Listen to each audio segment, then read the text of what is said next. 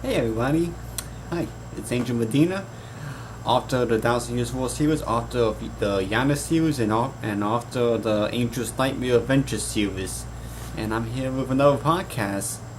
And I'm here to discuss, you know, first of all, before I get too deep into the podcast, I just want to say happy Puerto Rican Day to everybody, all my Boricuas out there. You know, Puerto Rico voted for statehood today, so we're gonna see if Congress approves it or what's gonna happen with that. So I had a beautiful day in the beach today, but something happened in the beach, and nothing bad. I mean, yeah, I had a very good time, you know, but when as soon as I hit the water, something hit me, and that something was, I remember yesterday I was playing one of my favorite video games, PC games, Duke Nukem 3D. I mean, and I'm sure, and obviously, if you're a fan of the Duke Nukem 3D series and a fan of my Thousand Year War series and a fan of LitRPG books in that particular genre, you're probably gonna know what I'm talking about. Duke Nukem 3D, very popular first person shooter game. And I actually found a pretty good friend. His name is JD Estrada on Twitter, a fellow Puerto Rican. That he actually is one of the first Puerto Ricans that actually knows Duke Nukem. So that was pretty cool, and we had a bit of a discussion about it. I mean, he's a little unfamiliar with Lit RPG, so I'm gonna get to it a new later. But as soon as I hit the water, and by the way, if you're a Duke Nukem fan like I am, there's many episodes to the game. So I was playing one of the expansion packs, Mice Beach, which is the Caribbean expansion for Duke Nukem 3D, which is all the beach levels and all the cave levels, all the boat. It's got a boat there. It's got a deep water theme park. You should check it out. I don't know if they still have it on Steam. I'm sure they do. I think they're in the anniversary edition, but I don't want to make this whole podcast about Duke Nukem or the game. then my author friends are gonna kick my butt because I'm talking about video games and not books. But the fact that I was playing the Caribbean, expansion pack Mesa Beach, and I was in the beach and I live in the Caribbean in Puerto Rico, I said, you know what? Maybe I should do a spin-off for and I haven't wrote a book for the 1000 Years War series in a while. I've been focused on my other series that, I know some of my sci-fi fans are saying, when are you gonna go back to your 1000 Years War series, or you're abandoning it? And no, I have not abandoned the series, and I'm not gonna continue the series into book 4 just yet. I don't think you guys are ready for that yet. I think people are still catching up with 1. I'm getting more reviews, so I think people are starting to catch up. 2 has been getting some reviews, 3 has got some good reviews this week, so people are starting to catch on.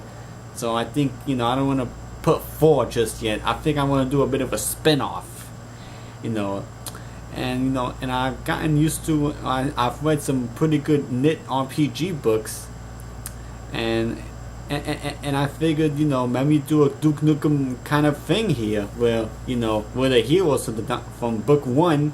This will be a spin-off between book 1 and book 2. This would be the summer, after Maria and Angel get married and all that stuff.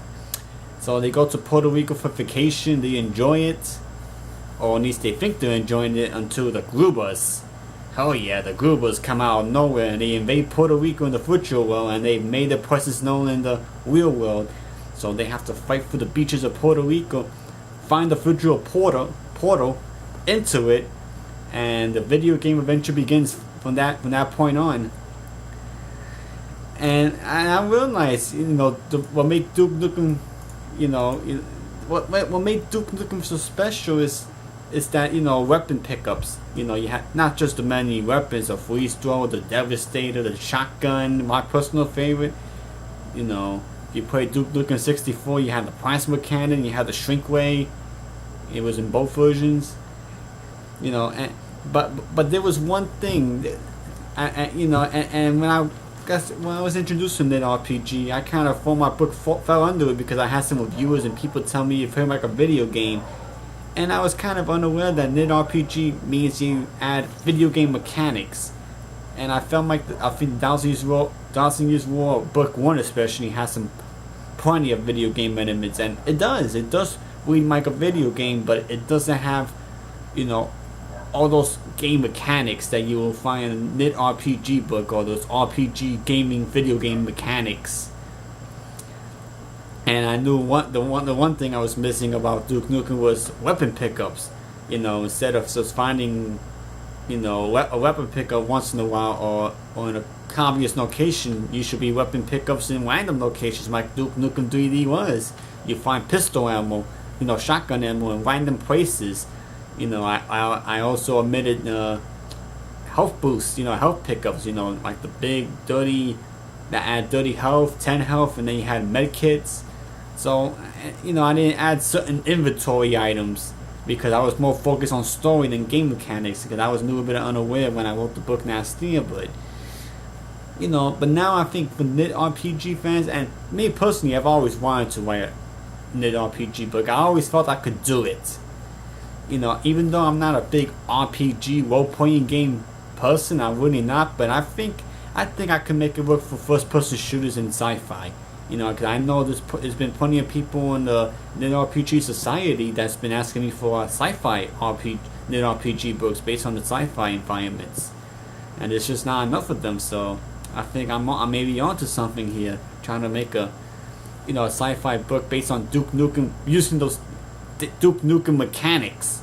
You know, like weapon pickups, inventory items, but, you know, and even secret areas, you know, like certain characters, like it'll be the same, it'll be 4 characters, it won't be the same 4, like, you know, Maria, Angel, Dave 1, and Lewis. Dave 1 and Lewis are going to be omitted, as they don't go to Puerto Rico. He'll be assisted by an Aussie, Australian, and a Brit.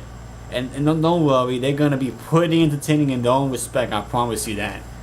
You know, I just don't have to, you know, get away from the Puerto Rican too much. I've been pulling too many Puerto Rican characters, and I think I kind of need to mix it up a little bit when it comes to ethnic groups. You know, right? So why not throw in an Australian and a British man? Why not? You know, and each of them will play the levels, you know, like a video game. Each of them will play differently to find secret different areas that contain ammunition.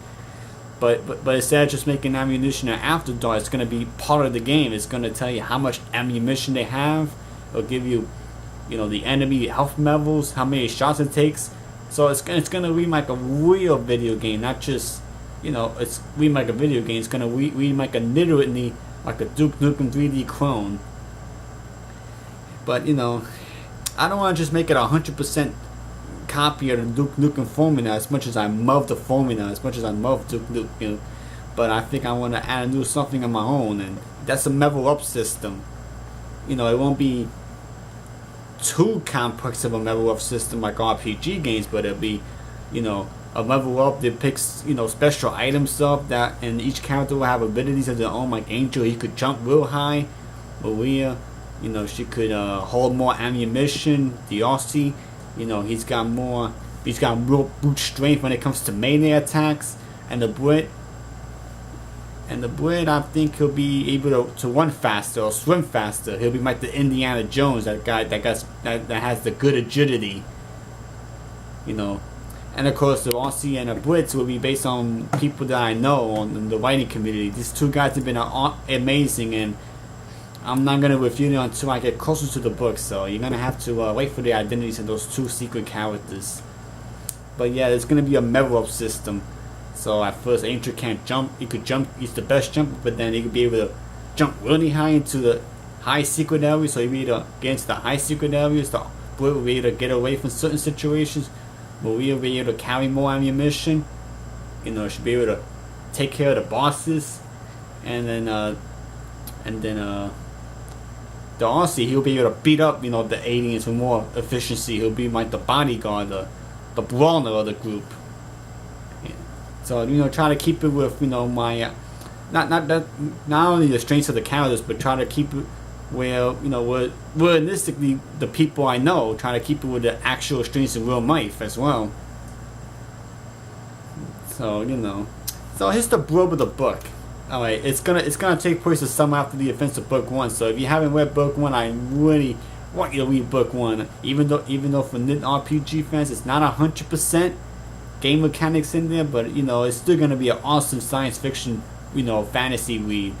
That it reads like a Duke Nukem kind of thing book. So, and that's gonna build you up to this, book. Although this book could be what is a standalone book. So, if you somehow skip it or you forget to read it, you could get this book and you'll be able to enjoy it.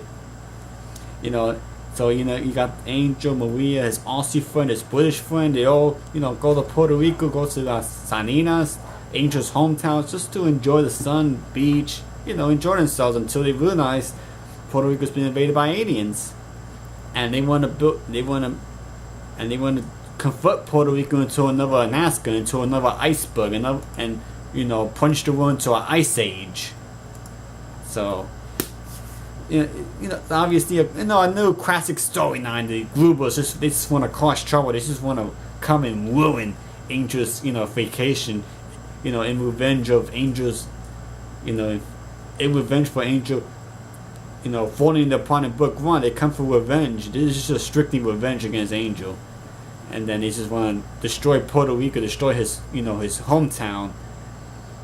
So, obviously the four realize they're going to have to abandon their vacation plans if they want to save Puerto Rico and salvage their vacation before Puerto Rico turns into nothing but a ice-riddled desert full of nothing besides global aliens and their strongholds. And they will have to find a way into the portal into the virtual world, where they have to get to San Juan, but obviously getting to San Juan won't be easy. They will have to go for all the other areas, or in Spanish, all the other pueblos in Puerto Rico, like San Sebastian, the jungles, and UK jungle, the middle of Puerto Rico, all those cool zip lines. So, some of the mills are going to be designed. They're gonna be designed based on the Mesa Beach expansion pack of Duke Nukem, but many of them are gonna be bought from my imagination and from my experiences here in Puerto Rico. So I try to make it as realistic to Puerto Rico as well. But of course, some of them are gonna be based on the Duke Nukem flavor as well. So really, if you're a Duke Nukem fan, you're gonna really enjoy this. And even if you're not, you're still gonna enjoy it because it's gonna be a lot of action and cool video game mechanics and. When it's just non-stop action. This is going to be more towards the gaming mechanics and action, and not to say there won't be a storyline, but there won't be as much lovey-dovey between Maria and Angel. That's kind of going to cut that out a little bit, and when you just get to the mechanics of it, see how these characters upgrade their abilities and become better as they go along. So, and obviously the title of this book will be, or at least the tentative title for now, is 1,000 Years of War, Mesa Beach. And of course in the front of the cover is going to be a LitRPG spin-off series of the 1,000 Years War series. So it's going to be the spin-off. It's going to be the 1,000 Years War series, only with a twist of that's going to be an actual LitRPG with video game elements. And not that I got introduced to the genre a little better. I'm really excited about this project. Am I a little excited about the Knights of Honor than the Knights of Honor? A little bit. I actually am. Because for me, I'm more of a sci-fi writer. I was born to write sci-fi. I'm also a history buff, so that's why I'm doing the Knights of Honor series. I'm not going to abandon that, but obviously because that one's going to take a very long time to complete. So maybe just throw this out there to have something to cover the pretty long gap that's going to be between until I get to the Knights of Honor and finish it. So. Just like Angel says in the book, coming up, mice a bitch and then you die. More updates to come soon. Book cover. Obviously tomorrow I gotta take my elderly neighbor to her appointment, so I'm gonna carry let's see if I got it here.